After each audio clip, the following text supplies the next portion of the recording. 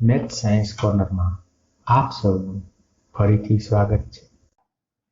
નમસ્તે મિત્રો, આપણે છઠ્ઠા ધોરણના ગણિતનું પ્રકરણ બીજું પૂર્ણ સંખ્યાઓ છે એ તમે આ જે વિડીયો જોઈ રહ્યા છો તે ચેનલ પર આપણે આખું ગણેલું છે. આજે આપણે આ જે પૂર્ણ સંખ્યાઓ છે તેના બહુવિકલ્પી પ્રશ્નો છે તે આપણે ગણીશું. તો ચાલો શરૂ કરીએ. પ્રથમ પ્રશ્ન એવો છે કે સૌથી નાની પ્રાકૃતિક સંખ્યા કઈ છે? જો પૂછેલું શું છે? પ્રાકૃતિક સંખ્યા, એટલે એક પણ નહીં તો આવશે જ નહીં. શૂન્ય પ્રાકૃતિક સંખ્યા નથી. શું આવશે જવાબમાં? બી છે, જવાબમાં મળશે. ત્યારબાદ પ્રાકૃતિક સંખ્યામાં કઈ સંખ્યાનો સમાવેશ કરવાથી તે પૂર્ણ સંખ્યાઓ બને છે? જો 1 અને 2 તો પ્રાકૃતિક સંખ્યા છે, આ પ્રાકૃતિક સંખ્યા નથી. તો શેનો સમાવેશ કરવાનો છે? આપણે શૂન્યનો. આ થયો બીજો પ્રશ્ન. હવે જોઈએ ત્રીજો પ્રશ્ન. અહીં આપણને કુલ 4 વિધાનો આપેલા છે. તેમાંથી કયું વિધાન છે એ સાચું છે તે આપણે જણાવવાનું છે. આપણે એક પછી એક વિધાનો છે જોતા જઈએ. શૂન્યથી પ્રાકૃતિક સંખ્યાની શરૂઆત થાય છે, ખોટું વિધાન છે. શૂન્યથી કઈ સંખ્યાઓની શરૂઆત થાય? તો કે પૂર્ણ સંખ્યાઓની. બધી જ પ્રાકૃતિક સંખ્યાઓનો પૂર્ણ સંખ્યામાં સમાવેશ થાય છે. બધી જ પ્રાકૃતિક, આ જે વિધાન છે એ સાચું વિધાન છે. છતાં પણ આપણે બીજા વિધાનો છે એ પણ જોઈએ. આજે આપણે અહીં સાચું અહીં આપણે કહીએ, ત્યારબાદ છેલ્લે જવાબ કહીએ. બધી જ પૂર્ણ સંખ્યાઓનો પ્રાકૃતિક સંખ્યામાં સમાવેશ થાય છે, ખોટું વિધાન છે. સૌથી નાની પૂર્ણ સંખ્યા 1, આ પણ ખોટું. એટલે આપણો જવાબ શું આવશે? બી, બધી જ પ્રાકૃતિક સંખ્યાઓ છે એનો પૂર્ણ સંખ્યામાં સમાવેશ થાય છે. ત્યારબાદ ચોથો પ્રશ્ન. સંખ્યા રેખા પર જમણી બાજુની સંખ્યાઓ ડાબી બાજુની સંખ્યા કરતા કેવી હોય છે? નાની હોય છે, મોટી હોય છે, સરખી હોય કે બમણી? જો આ સરખી કે બમણી તો નહીં આવે, આ બંનેમાંથી એક ઓપ્શન આવશે, મોટી કે નાની. તો એમાં શું આવશે? જમણી બાજુની સંખ્યા. જો અહીં આપણે સંખ્યા રેખા દોરીને પણ જોઈએ. અહીં સંખ્યા રેખા આ રીતે દોરીશું તો અહીં જો શૂન્ય આવે તો અહીં 1, 2. હવે જમણી બાજુની સંખ્યા એટલે કે અહીંયા જો 2 લઈએ તો 2 1 કરતા કેવી છે? નાની છે કે મોટી છે? તમે કહેશો મોટી, એટલે જવાબ શું આવશે? એ, મોટી જવાબ આવશે. પાંચમો. નીચેનામાંથી કઈ સંખ્યા છે એ પૂર્ણ સંખ્યા છે પરંતુ પ્રાકૃતિક સંખ્યા નથી? હમણાં જ આપણે જોયું કે શૂન્ય છે એ પૂર્ણ સંખ્યા છે પરંતુ પ્રાકૃતિક સંખ્યા નથી. ત્યારબાદ આપણને આપેલું છે, જો શું આપેલું સંખ્યામાં? એકમ, દશક, 100, 1000, 10,000, લાખ, 10 લાખ. 10,99,999 માં 1 ઉમેરતા કઈ સંખ્યા મળે? તો કે અહીં જો આ 10 લાખ છે જ નહીં એમ જોઈએ આપણે, તો શું થશે? 99,999 માં 1 ઉમેરીશું તો કેટલા મળે આપણને? 1 લાખ મળશે. 10 લાખ તો ઓલરેડી પહેલેથી છે એટલે 11 લાખ છે જવાબમાં મળશે. 1000 ની તરત પહેલાની સંખ્યા 999, તરત પહેલાની. તમારી જો પાઠ્યપુસ્તક છે એમાં પૂર્વવર્તી અને એવા શબ્દો વાપર્યા છે, પશ્ચાતવર્તી અને પૂર્વવર્તી. 2 પૂર્ણ સંખ્યાનો સરવાળો કેવો મળે? તો કે જો 2 પૂર્ણ સંખ્યા લઈશું તો પૂર્ણ સંખ્યાનો સરવાળો છે એ હંમેશા પૂર્ણ સંખ્યા જ મળશે. ત્યારબાદ પૂર્ણ સંખ્યાઓ કઈ 2 પ્રક્રિયાઓ માટે સંવૃત છે? સરવાળો બાદબાકી, બાદબાકી ગુણાકાર, ગુણાકાર ભાગાકાર કે સરવાળો ગુણાકાર? તો એમાં આવશે સરવાળો અને ગુણાકાર. બાદબાકી માટે પૂર્ણ સંખ્યાઓ સંવૃત નથી. અહીં બાદબાકી આપેલી છે, અહીં બાદબાકી છે. જ્યારે ગુણાકાર માટે પણ સંવૃત નથી. જો આ જ પ્રશ્નને બીજી રીતે પૂછે કે પૂર્ણ સંખ્યાઓ કઈ 2 પ્રક્રિયાઓ માટે સંવૃત નથી, અહીં છેની જગ્યાએ જો નથી પૂછે ને તો એનો જવાબ આ બી મળશે આપણને, બાદબાકી અને ગુણાકાર. ત્યારબાદ છે 10મો પ્રશ્ન, 7/0 નો જવાબ શું મળે? જો અહીં 7 ની જગ્યાએ બીજી કોઈ પણ સંખ્યા પણ આપેલી હોય ને તો પણ જવાબ શું મળશે આપણને? અવ્યાખ્યાયિત પદ. તમે તમારી પાસે જે મોબાઈલ ફોન છે એમાં કેલ્ક્યુલેટરમાં પણ તમે કોઈ પણ સંખ્યા ભાગ્યા 0 કરશો તો એમાં એરર એવો અથવા તો ઈ એવો જવાબ છે તમને મળશે. આગળ વધીએ આપણે. ક્રમના નિયમ માટે નીચેનામાંથી શું સાચું નથી? 2 પૂર્ણ સંખ્યાઓ કોઈ પણ ક્રમમાં ઉમેરી શકાય, સાચું વિધાન છે. સાચું નથી એ આપણે શોધવાનું છે. 2 પૂર્ણ સંખ્યાઓનો કોઈ પણ ક્રમમાં ગુણાકાર કરી શકાય, આ પણ સાચું વિધાન છે. કોઈ પણ ક્રમમાં બાદબાકી કરી શકાય, તો કે ના, આ ખોટું વિધાન છે. આ તો આવશે જ નહીં. એટલે કે આપણો જવાબ શું આવશે? 11માના જવાબમાં સી જવાબ મળશે. 12મો પ્રશ્ન, સરવાળા માટેની તટસ્થ સંખ્યા કઈ છે?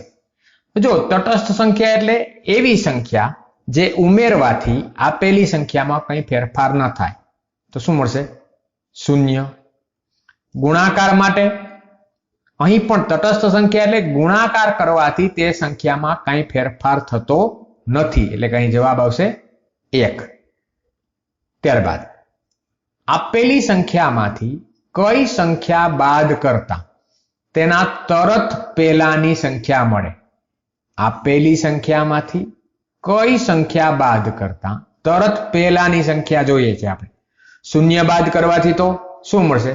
તો કે જે તે સંખ્યા પોતે જ મળશે, એટલે આ જવાબ આવશે નહીં.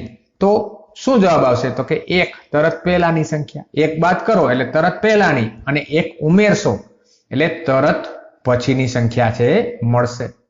15મો, કોઈ પણ 2 પૂર્ણ સંખ્યાઓનો સરવાળો ગમે તે ક્રમમાં કરવામાં આવે તો તેનો જવાબ સરખો જ મળે છે.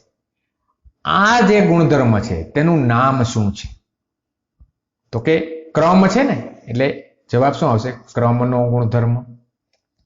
ત્યારબાદ પછીનો પ્રશ્ન છે, 3 પૂર્ણ સંખ્યાઓના સરવાળા માટે 3 પૂર્ણ સંખ્યાઓના સરવાળા માટે ગમે તે 2 સંખ્યાઓનું જૂથ બનાવી તેમાં ત્રીજી સંખ્યા ઉમેરીએ તો પરિણામ સરખું જ મળે છે. જો તમારા જે પાઠ્યપુસ્તકમાં a + b + c આપેલું છે ને, બરાબર, a + b + c, તેનું જ અહીં જે છે એ ભાષામાં આવ્યું છે. હવે તો તમને ખ્યાલ આવી ગયો કે કયો ગુણધર્મ આવશે? તો કે ગુણધર્મ આવશે જૂથનો. ગમે તે જૂથ. અહીં પણ જૂથ શબ્દ જો આપેલો છે, પ્રશ્નમાં જ છે, જવાબ છુપાયેલો છે. ત્યારબાદ કોઈ પણ પૂર્ણ સંખ્યાનો 1 સાથે ગુણાકાર કરતા પરિણામ તેની તે જ સંખ્યા મળે છે. આ કયો ગુણધર્મ દર્શાવે છે? ક્રમ, જૂથ કે વિભાજન? તો કે આ 3માંથી એક પણ નહીં, પરંતુ શું આવશે? તટસ્થ સંખ્યા છે તેનું અસ્તિત્વ. આ જવાબ મળશે. ત્યારબાદ નીચેનામાંથી કઈ સંખ્યાને ચોરસ ડોટમાં દર્શાવી શકાય છે? ચોરસ ડોટમાં દર્શાવી શકાય એવી સંખ્યા કઈ? 1 ને દર્શાવી શકાશે? તો કે ના. જો 1 માટે ડોટ કરીશું તો ફક્ત 1 જ ડોટ થશે. 2 માટે? તો કે આ રીતે 2 થશે. 3 માટે? તો કે 3 માટે આવું થશે. ચોરસ? તો કે 2 ઉપર ડોટ અને 2 નીચે, એટલે કે જવાબ શું આવશે? 4. આ જ વસ્તુને બીજી રીતે કહીએ તો કે નીચેની સંખ્યામાંથી કઈ સંખ્યા પૂર્ણ વર્ગ છે? તો પણ જવાબ 4 આવશે. ત્યારબાદ લંબચોરસ ડોટમાં દર્શાવી છે. 2 ને દર્શાવી શકાય? દર્શાવી શકાય. 5 ને? તો કે 5 ને દર્શાવી શકાય? તો કે 5 ને પણ દર્શાવી શકાશે. સીધું લંબચોરસ, બરાબર છે. અહીં આ જે લંબચોરસ ડોટ છે જેની લંબાઈ અને પહોળાઈ છે 1 ન હોય એવું અહીં સ્પષ્ટતા કરવાની જરૂર હતી આ પ્રશ્નમાં. તો એમાં આવશે 6. કઈ રીતે? તો કે 2 આ રીતે અને 3 આ રીતે. બાકી સીધી લીટીનો લંબચોરસ હોય તો એ તમામને દર્શાવી શકાય, પરંતુ અહીં તો કે 1 કરતાં વધારે હરોળ, 1 કરતાં વધારે હરોળ એવી સ્પષ્ટતા કરવાની જરૂરિયાત હતી અહીં. ત્યારબાદ 135 ને શેના વડે ગુણીએ તો એ જ જવાબ આવે તો કે 1. 100 ને કેના વડે ગુણીએ તો શૂન્ય આવે તો કે 0. આગળ વધીએ આપણે. શૂન્યમાં શું ઉમેરીશું તો 850 આવે તો કે 850. જો અહીં બરાબર સમજીએ, ખાલી જગ્યા ગુણ્યા 232 બરાબર 232 ગુણ્યા 50. તો અહીં શું આવવું જોઈએ તો ત્યાં શું આવવું જોઈએ 50. ત્યારબાદ 8989 માંથી 1 બાદ કરવાનો છે. જો 1 બાદ કરવાનો છે એટલે 9 માંથી 1 બાદ કરીશું તો શું મળે 8. બાકીના અંકો એમને એમ રહેશે એટલે 8988.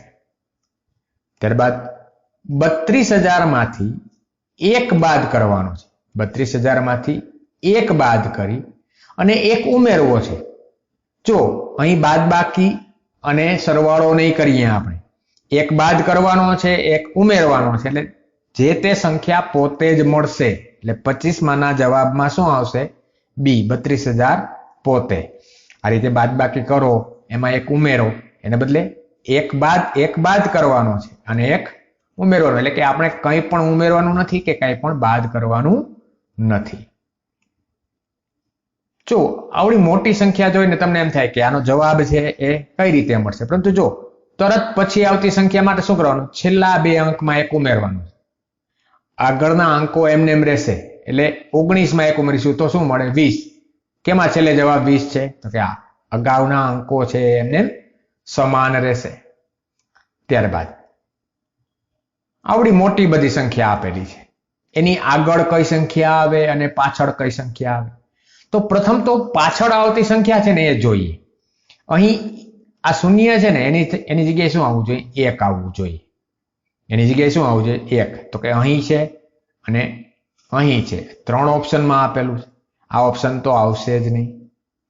હવે 1 બાદ કરીશું તો શું મળે તો કે 99 મળે. અહીં 88 છે 90 છે એટલે જવાબ શું આવશે 27 નામાં જવાબ એ જવાબ આવશે.